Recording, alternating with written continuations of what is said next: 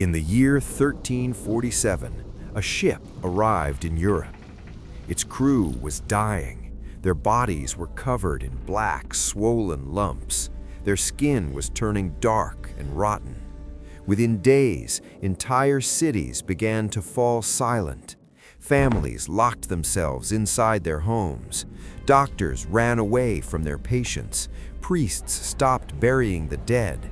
And in just a few years, up to 50 million people were gone. Nearly half of Europe's population disappeared. This was not war. It was not famine.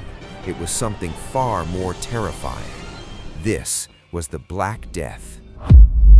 And it would become one of the deadliest pandemics in human history.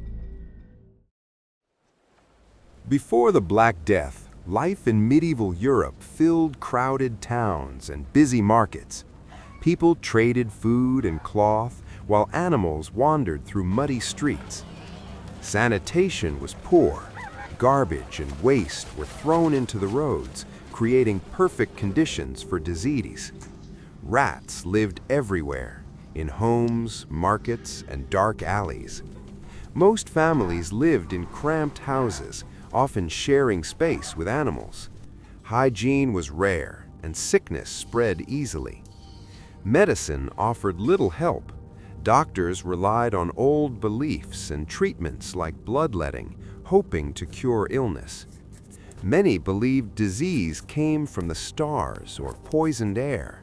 Others believed it was punishment from God, and churches filled with people praying for mercy. Across Europe, life seemed normal.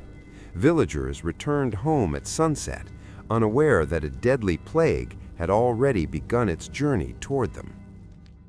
Most historians believe the Black Death began in Central Asia. The disease was caused by a bacterium called Yersinia pestis. It lived inside fleas. Those fleas lived on rats. As trade expanded along the Silk Road, infected rats traveled with merchants. Caravans unknowingly carried the disease westward. Then, around 1346, something terrible happened. In the city of Kaffa, a major trading port, an army laid siege to the city. The attackers began dying from the plague. In desperation, they did something horrifying. They catapulted infected corpses over the city walls. This may have been one of the first biological warfare attacks in history. Soon after, merchants fled the city by ship, but they carried something with them: the plague. In 1347, ships arrived in the Sicilian port of Messina. The sailors were sick. Many were already dead. Witnesses described men covered in painful black swellings called buboes. Within days, people across the city began to die.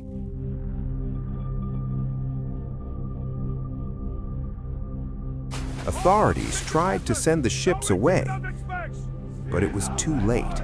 The disease had already spread.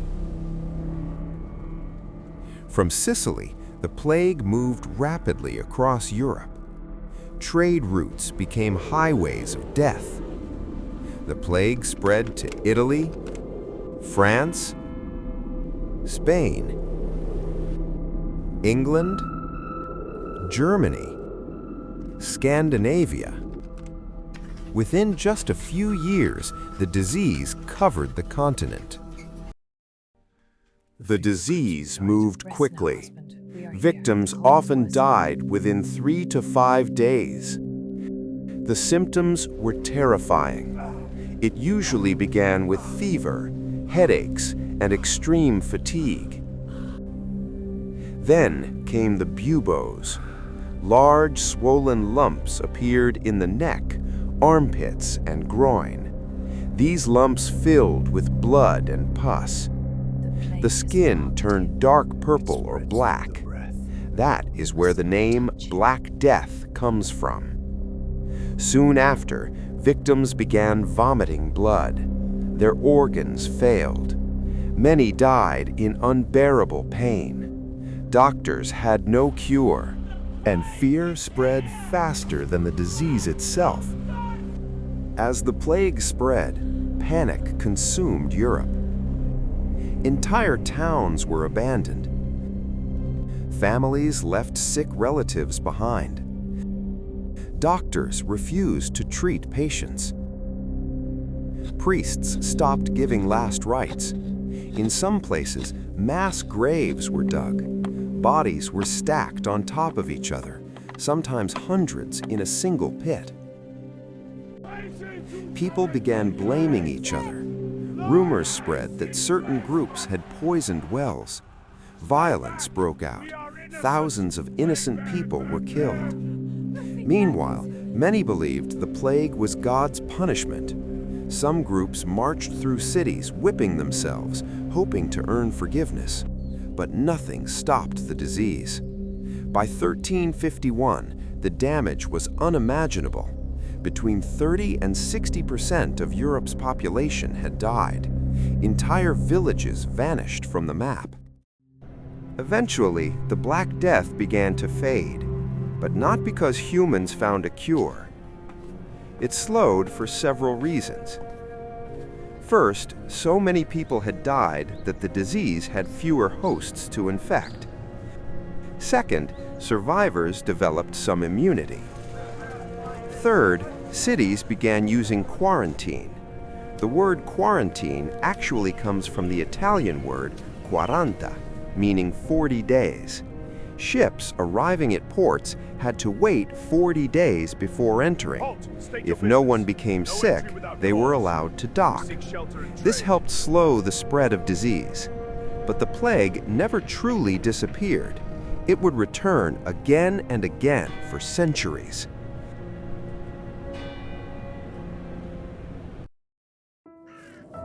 The Black Death reshaped history. With so many workers dead, labor became valuable. Peasants demanded higher wages. The old feudal system began to weaken. Cities slowly improved sanitation. Medicine began to evolve, and society began questioning old beliefs. In a strange way, this terrible disaster helped push Europe toward the modern world. The Black Death remains one of the most devastating events in human history. Millions died. Entire cultures were transformed. And yet, humanity survived. But it left behind a powerful reminder. Sometimes, the greatest threats to civilization are invisible.